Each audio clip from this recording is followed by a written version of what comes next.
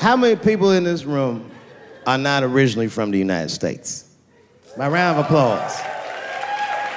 Where are you from, bro? You right there. Iraq. You're from Iraq? Ew.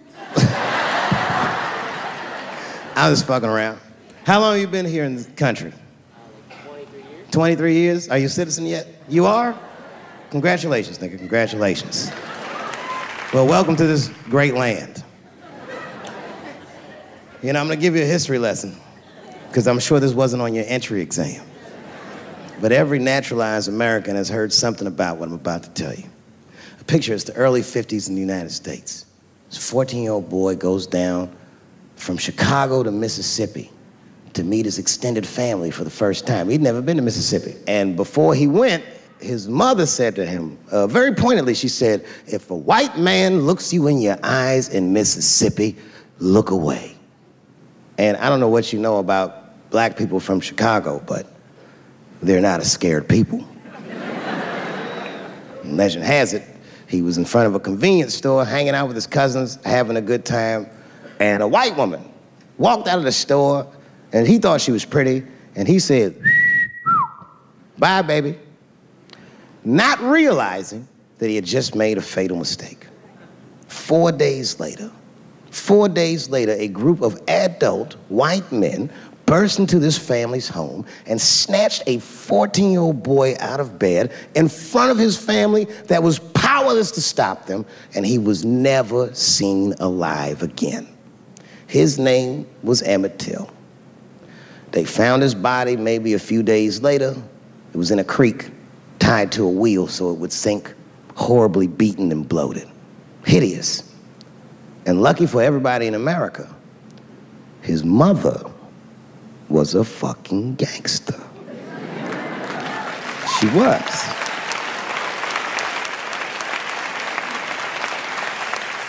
If you can imagine, in the very midst of a mother's worst nightmare, this woman had the foresight to think about everybody.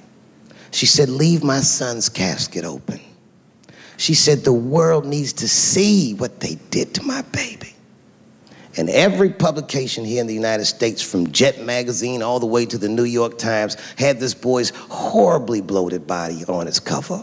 And if our civil rights movement was a car, this boy's dead body was premium gas. This was a very definitive moment in American history where every thinking and feeling person was like, ugh, we gotta do better than this.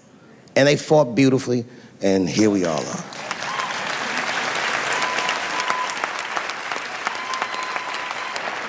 And the reason that I bring that up tonight and why it's relevant now is because less than a year ago, the woman that he allegedly whistled at admitted on her deathbed that she lied in her court testimony.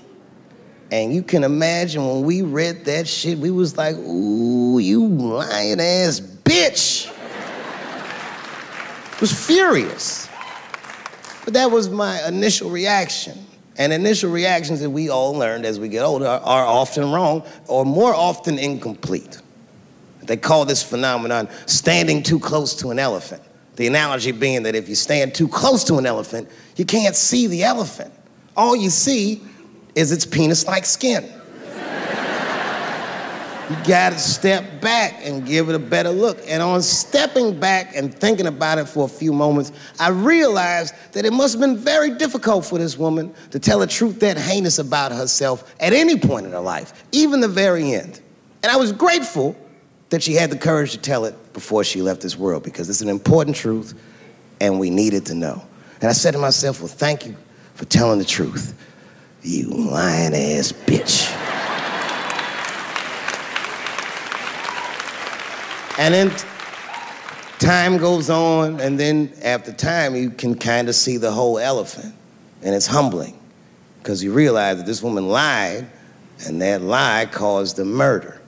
But that murder set in motion a sequence of events that made my wonderful life possible, that made this very night possible. How could this be that this lie could make the world a better place? It's maddening.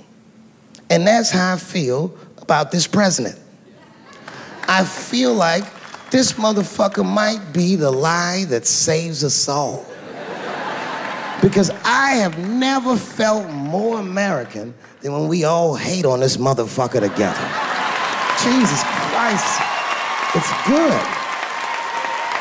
And when it happens, I can see everybody that's struggling. So if I'm on stage and I tell a joke that makes you want to beat up a transgender, then you're probably a piece of shit and don't come see me anymore. Or if you don't understand that when a football player takes a knee during the national anthem, he's actually standing up for me, then you might not want to fuck with me anymore. But I swear, no matter how bad it gets, you're my countrymen, and I know for a fact that I'm determined to work shit out with y'all. And if that woman that said that heinous lie was alive today, I would thank her for lying. And then I would kick her in the pussy. Thank you very much, Washington, D.C.